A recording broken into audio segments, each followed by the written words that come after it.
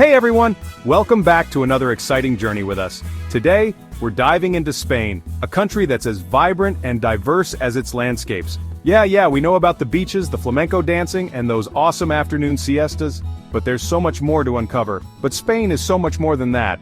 It's a land of contrasts and surprises. It's like that friend who seems chill on the surface but has tons of hidden depths. You think you know them, but there's always something new to discover. We're talking a history as rich and flavorful as a paella, packed with crazy stories of empires, discoveries, and art that'll blow your mind. From the Romans to the Moors and the Catholic monarchs, each era has left its mark. Spain's location, prime real estate, nestled between the Mediterranean and the Atlantic, it's a gateway to both Europe and Africa. Smack dab between Europe and Africa, it's been a mixing pot of cultures for centuries. This unique position has made Spain a melting pot of traditions, languages, and cuisines. But hold on, there's more. Spain's story is far from simple. Spain isn't just one big blob of culture. It's a mosaic of regions, each with its own unique identity. From the Celts in the north to the Moors in the south, each region has its own vibe, like different flavors in a bag of chips. Imagine tasting a new flavor every time you visit a different part of the country. So, if you want the real deal about Spain, get ready for a wild ride through time. We'll explore ancient ruins, majestic cathedrals, and bustling modern cities. Trust me, this is one history lesson you won't want to sleep through.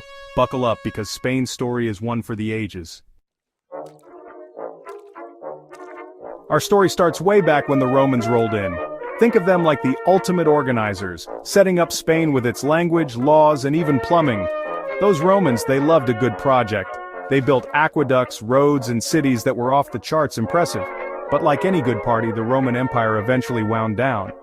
Enter the Visigoths, a group of tribes who were more about action than planning.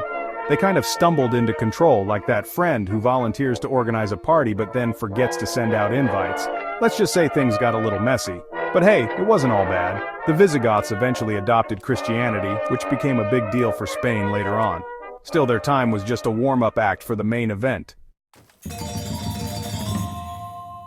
Picture this.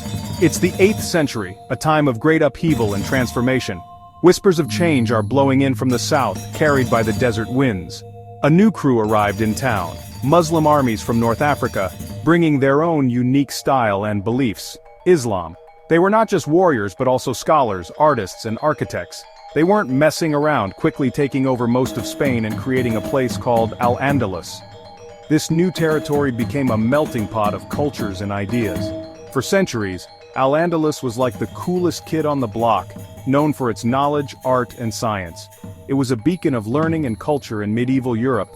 Cities like Cordoba and Granada became intellectual hotspots where Muslim, Jewish, and Christian thinkers hung out and exchanged ideas. These cities were bustling centers of innovation and creativity. Think of it as a medieval TED Talk, but with way cooler calligraphy. The art of beautiful writing was highly prized, and manuscripts from this period are still admired today. But up north, the Christian kingdoms weren't about to give up their land without a fight.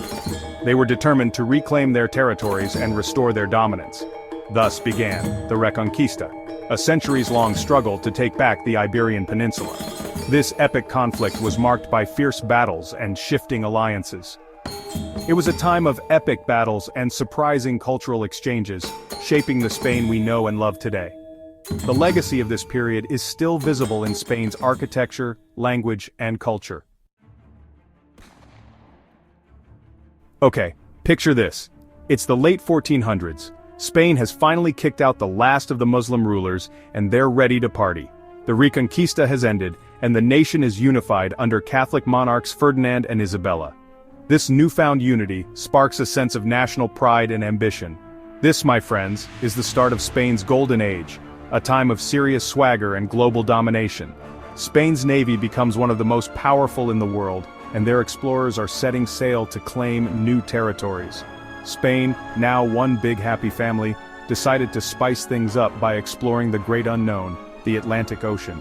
They were driven by the promise of new trade routes, wealth, and the spread of Christianity. Enter Christopher Columbus, a dude with a thirst for adventure and a bit of a shaky grasp on geography. Columbus convinced the Spanish monarchs to fund his voyage, promising to find a new route to Asia. With Spain footing the bill, Columbus bumped into the Americas, changing the world forever. This accidental discovery opened up a whole new world of opportunities for Spain. Spain was back in the mix, this time on a global scale. They quickly established colonies and trade routes, bringing immense wealth and power back to the homeland. The Americas were like a giant piñata filled with gold, silver, and potatoes.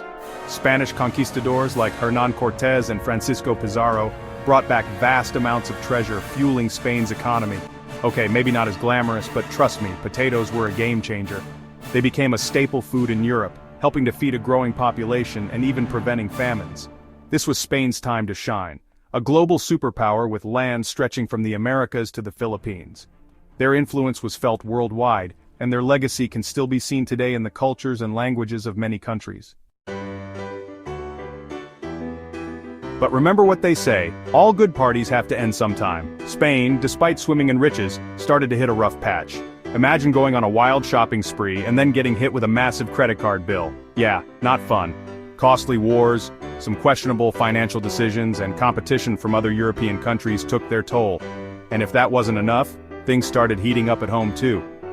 Revolts in the Netherlands and Catalonia, along with general unrest, were like cracks in Spain's once mighty armor. It was a slow decline, like a leak in a ship that everyone thought was unsinkable. Fast forward to the 1930s and things got really real for Spain. This was Spain's darkest hour, the Spanish Civil War. Imagine a family Thanksgiving dinner gone very, very wrong. Political and ideological differences exploded, dividing the country into Republicans and nationalists. The world watched in shock as Spain became a battleground, with fascist powers backing Franco's nationalists. The war left deep wounds, tearing families and communities apart. When Franco's side won, it ushered in a dictatorship that lasted almost 40 years. Censorship, repression, and suppressing regional identities became the norm. Spain, once a beacon of openness and exploration, had retreated into the shadows. But don't worry, this isn't the end of Spain's story. After Franco died in 1975, Spain decided it was time for a fresh start. They embraced democracy, bringing in tons of political and social changes.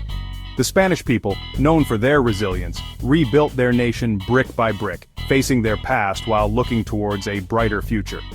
Today, Spain is a shining example of what's possible. It's a country that remembers its past, both the good and the bad, while looking forward with hope and optimism. From ancient Roman ruins to Gaudi's mind-blowing architecture, from the soulful sounds of flamenco to the buzz of modern cities, Spain's story continues to unfold. It's a story that reminds us that even when things get tough, hope, resilience, and maybe a little siesta time can help a nation rise again.